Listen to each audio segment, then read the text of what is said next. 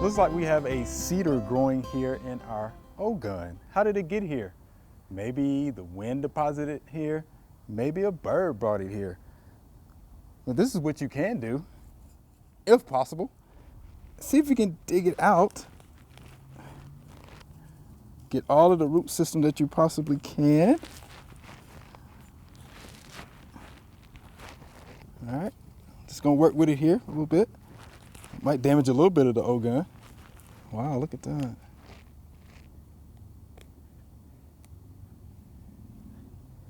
Yeah, and if you have a big enough area in your backyard, guess what you can plant? This cedar. And look at that root system, still intact.